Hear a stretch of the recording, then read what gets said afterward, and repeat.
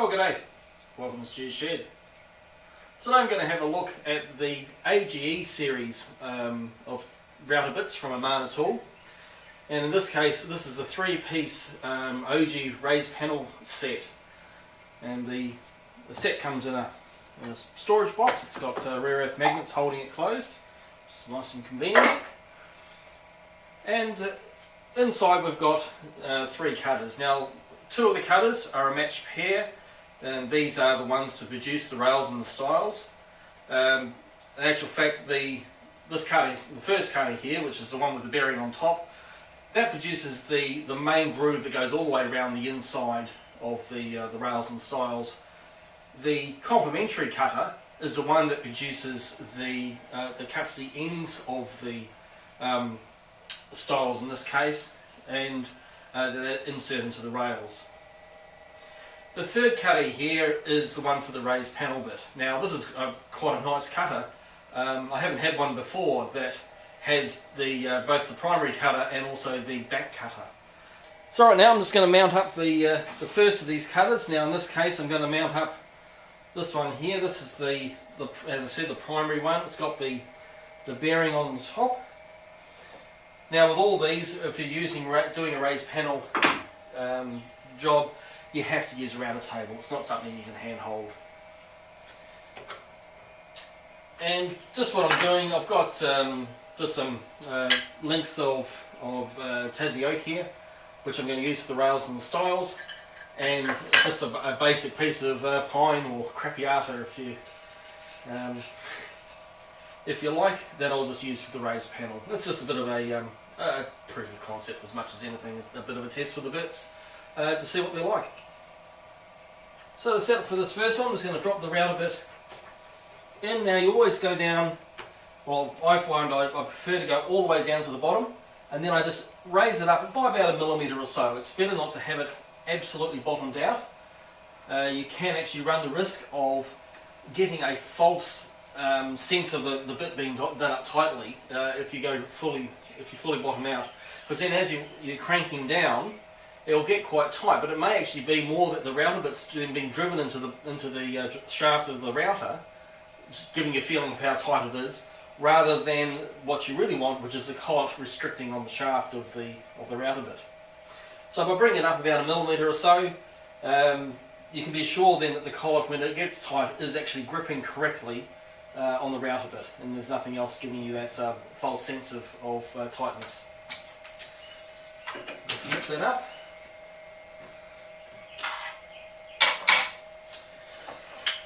And now I'm just going to drop the router down to the working height. First one, I've got a bit of a macro adjustment here from underneath, and I can just turn the router on because I've got the control of the router table from the side. And the last thing I always like to do is actually lock the plunge, or engage the plunge lock, just so there's no chance of any movement in the shaft.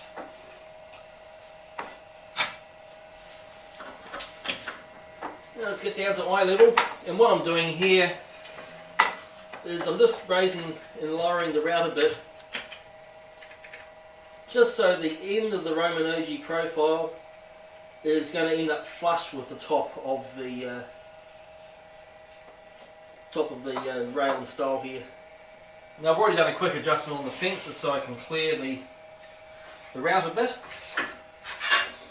Now I want the fence to actually run in line with the edge of the router bit. That way the router bit's bearing itself becomes part of the what's going to guide the material past the router bit. And I just use a straight edge for that. And just basically hold it up against the bearing, bring the fence in, and I run it back and forth, and I can just see the bearing being turned, but I can still feel it rubbing fully on the fence. So I know that the fence is going to be taking it's basically going to be the thing that's guiding the work primarily, but the bearing is there as well for when the work is passing the centre area, which is obviously a bit of a void.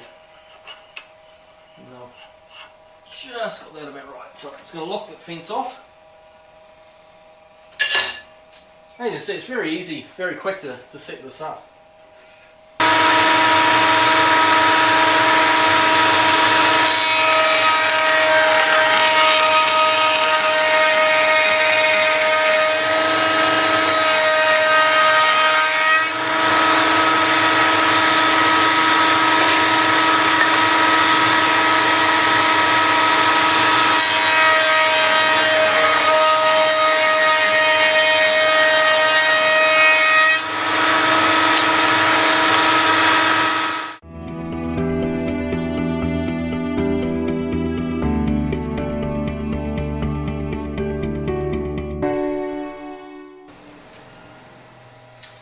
it certainly doesn't take much to, create what is basically the primary part of the feature, or the door, or whatever you're using the raised panel for. It could be the side of your carcass for some furniture, or a raised panel door if that's what you're looking to create.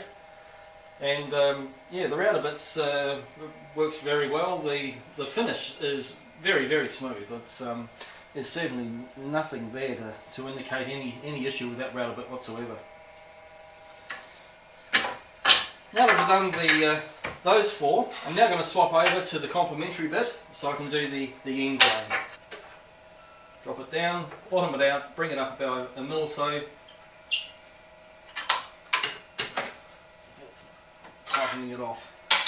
Now in this case, when I drop it down, I don't have to line it up with the top or bottom. I've actually got the profile already that matches, or is the inverse of this profile, so I can line it up exactly using one of the rails, or in this case one of the styles that I've already cut. Now at this point, you want to carry the rails through using a sled, because the last thing you want to try and do is run that rather thin edge up against the fence, because as you get close to the gap, you've got nothing really supporting it, and there's a good chance of going at the wrong angle and cutting in too far and the like.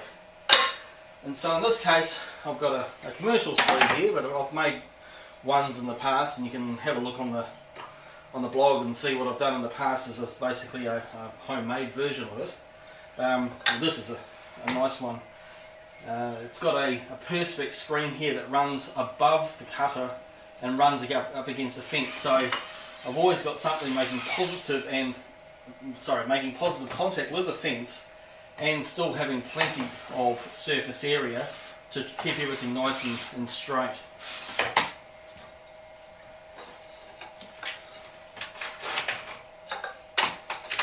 All we have to do here, up against the fence, bring the piece in so it also makes contact with the fence, lock it down. It's just got the support plate here that will just give it, make sure it's absolutely not going to go anywhere.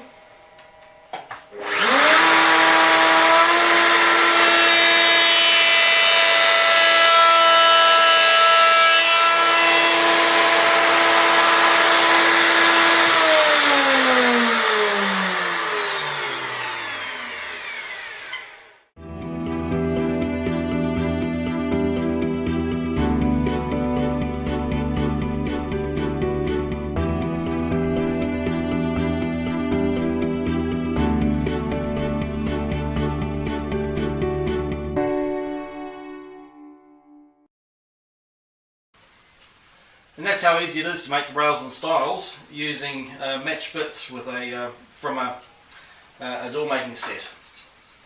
I'll just put these roughly together. The other benefit too of this sort of joint is there's an impressive amount of glue area that's created with that profile. So it makes the joint very strong. Even if you're just using glue, you don't need to use any other sort of fasteners. There we go.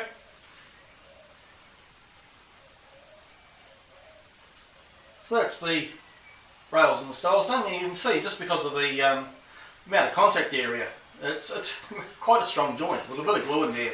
That's going to have a lot of strength. So now I just need to make the panel that fits in there, the raised panel, and for that we'll use this raised panel bit with the back cutter.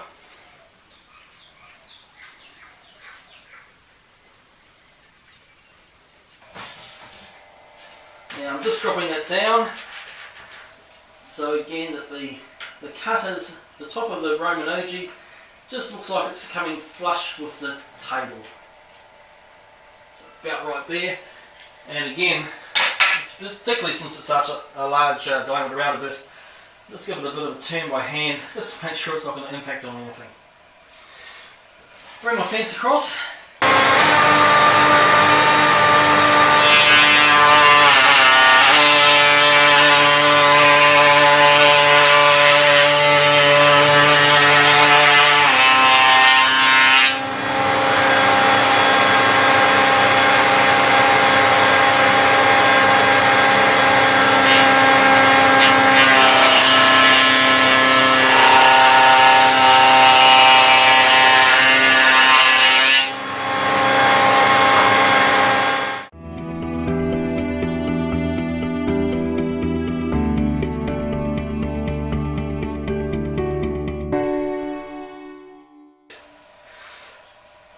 there we have it, a very easy technique once you have the right set of router bits. On the router table, this makes this sort of job very easy to produce a panel. It becomes quite a feature of your project. So that's it, that's the AGE series of door making router bits from AmanaTool.